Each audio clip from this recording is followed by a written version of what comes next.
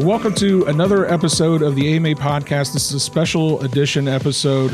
If you guys are listening to the audio version of this, I encourage you to head over to the AMA YouTube channel. That's Model Aircraft. We're going to have this on video as well, so you can watch it in video if you'd prefer. I'm your host, Matt Ruddick. I've got Tyler Dobbs here, who's the AMA Director of Government Affairs. Tyler, thank you for joining us. Oh, you're welcome. I'm glad to be here. Thanks for having me. So the reason we're having this special episode, we've had some developments come up with our negotiations with the FAA, and we wanted to kind of talk a little bit about it more in depth than what the messaging that went out on Monday was. So if you don't mind, Tyler, talk a little bit about what that messaging was, what the FAA has kind of been saying, and what our response has been. Sure. So let me backtrack just a little bit, because I think it's important that everybody understand how we got to where we are today. And that's with the passage of the FAA reauthorization bill last October in 2018. And in that, there was a new section of requirements for recreational UAS operators. It replaced the special rule for model aircraft. These new regulations, they had 8 requirements in the statute that recreational operators are required to follow. But Congress gave the FAA quite a bit of flexibility in that section, and it allowed the FAA to make some adjustments to those requirements. And really what that was for modelers and safe operators who are doing things right, to allow them to continue doing what they've been doing. The new regulations, or the new law that was passed and given to the FAA, that was really to bring I'll say the bad actors, or maybe those who aren't within the safety programming of an organization like AMA, to bring them into the fold and to try to get some order in the airspace. That flexibility through the whole process. When the bill was passed, we sat down with FAA leadership, AMA leadership did, and we were promised that our current operations would not be curtailed. We'd be able to continue flying as we have for the last 8 decades. We heard the same thing from Congress. The Transportation and Infrastructure Committee in the House and the Senate Commerce Committee, both of those committees are responsible for writing that language, and both of those committees said, we're not trying to hurt AMA. We're not trying to hurt AMA members. We want them to continue flying as they have. Right. That's why we've given the FAA this flexibility to make any changes that are needed to allow you guys to continue doing what you're doing. So over the past year, since last October, we've been working with the FAA in good faith. We've been providing all the data for our flying sites. We've been working closely to work out any safety issues, at maybe a specific site. We've worked with the FAA Integration Office closely. That office does support AMA, supports modelers. It's a great office. Through this process, especially the letter of agreement process and anything that deals with airspace, we've been working with air traffic operations, or ATO, and that's kind of where the hiccup came in. Right. They are responsible, and they have the sole authority within the FAA to allow any operations or not allow any operations in the airspace. And so over the past few months, we've been working closely with them. We've been getting the same assurances. Guys, we'll work with you. We want you guys to continue doing what you're doing. Worked on specific flying sites around the country, trying to create safety analysis for those sites, mitigate any safety concerns that maybe air traffic had in those areas. Unfortunately, at the same time, ATO was working on an internal policy that is where we are today, which heavily restricts our operations. As many of you know, they're saying now in controlled airspace, they will not allow operations to go above 400 feet. And in uncontrolled airspace, they will only allow flights up to 700 or 1,200 feet. And there's no exemption process for that. There's no waiver process for that. Yeah, and so that's the thing that kind of shocked me, was that they weren't even going to allow us to, like, let's say we have an event going on or something, to even apply for a waiver, apply for any kind of exemption to allow for higher altitude flight in those areas.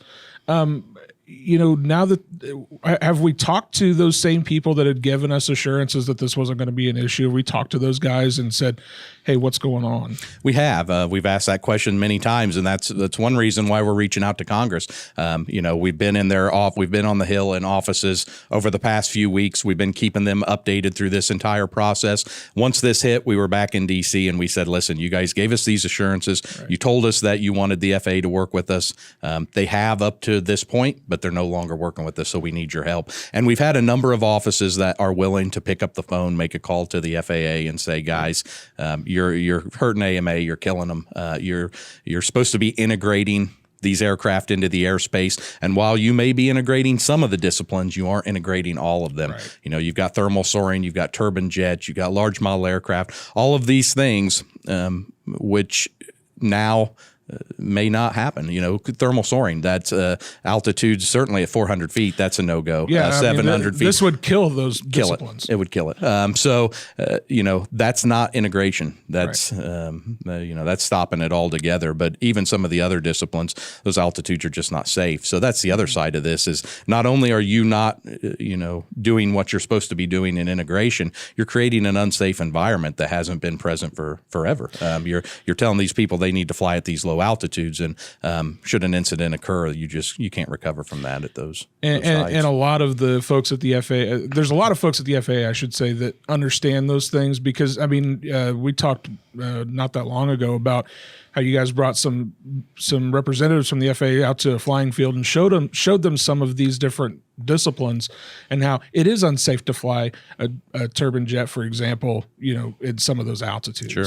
And, we did have that. We went to the DC area and invited some of the FAA to attend. Unfortunately, no one from ATO showed up that day. Right. So they are the ones responsible for this. It's crucial that they understand our hobby, and clearly we can see their latest action that they do not. So they need to be brought to our flying sites. If they're going to regulate us and they're going to create these rules for us, they at least need to know what we do and learn our discipline, learn our hobby. And again, I think it's important to point out that we're talking about one section of the FAA, not the FAA as a whole. Correct. That's kind of responsible for this latest action, which brings me to the fact that there's been, and this has only been, a couple of days that this has been kind of out in the open, but there's already some misinformation that's been spread around and it's kind of making its way through the social media sphere and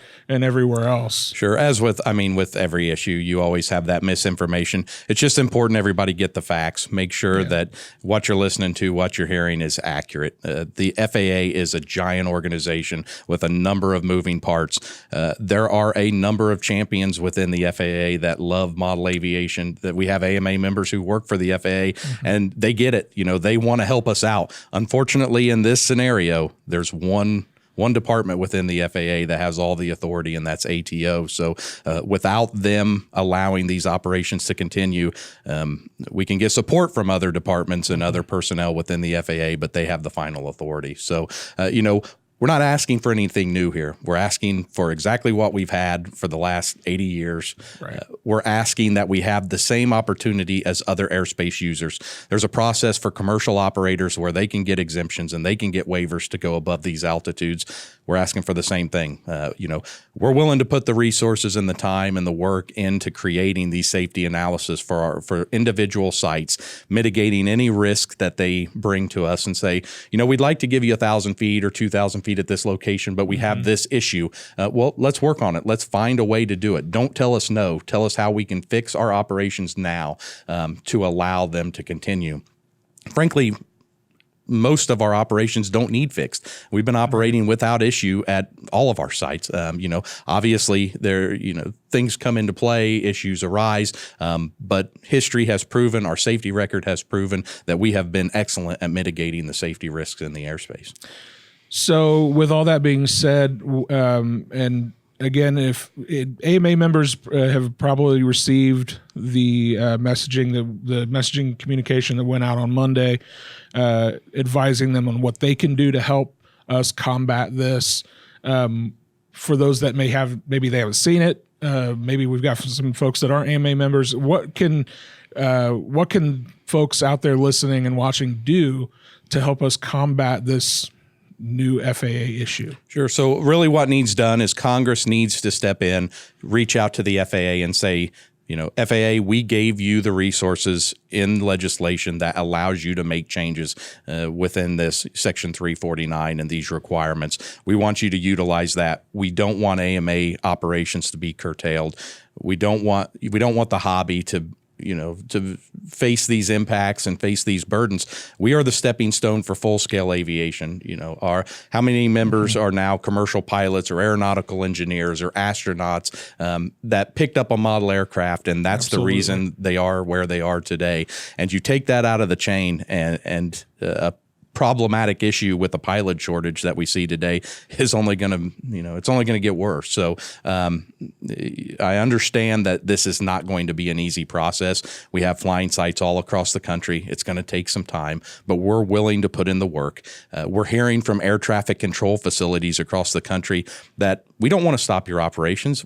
A lot of them didn't even know that we were at that location. They said, Right. you guys have been here for 40 years. We didn't even know it. You guys have never presented a problem. We want to give you a letter of agreement up to what you're asking for. But we have some people sitting in an office in DC that says we can't.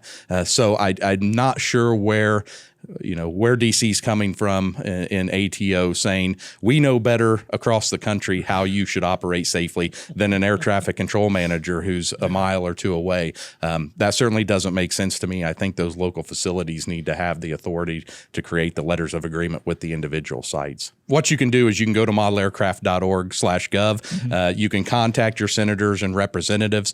We're going to be on the Hill all next week, hitting as many offices as we possibly can. We're going to be having them pick up the phone, contact ATO, and try to get this corrected. So it's important you reach out. AMA members are great. They always show all the support they can. So they do a great job with that, and we really appreciate it. And we'll be working on our end. We're in DC every day. We'll have another team going out next week. So we will do our best to get this corrected. And to your point, I think we've got some really valuable tools for folks that some pre-made messaging for folks that may not know exactly what to say. We've got a kind of a form there that people could copy and paste. I believe it's up on the website. Yeah, and you can use social media. You can send a tweet. You can pick up the phone and call your senator or representative. You don't really, just tell your story. Say, look, I've been an AMA member for this long. I'm a voting constituent. What is happening today is going to hurt my hobby. It's going to, it's going to hurt STEM curricula across the country. Yeah. Charities rely on the events that we have. We donate hundreds of thousands of dollars a year. They depend on that. You guys need to take action, tell the FAA to fix this. Yep. So again, for folks that want to help us out, and we can't ask you enough times to please help out in this fight. It's modelaircraft.org/gov. We've got all the information there, all the tools you need to help us out with that. Tyler, again, thank you for taking some time out of your busy day to talk to us a little bit. If you've not subscribed to the podcast, please do so. We're on iTunes, Apple Podcasts, I guess now, Google Podcasts, Spotify, Stitcher, all the major podcasting outlets. And we release episodes every Monday. And of course, if you have any questions, comments, suggestions for the show, podcast at modelaircraft.org. And we'll check that out and get back to you as soon as we can. So, Tyler, thank you. And for everyone here at the AMA, we hope you guys have a great week. Thanks.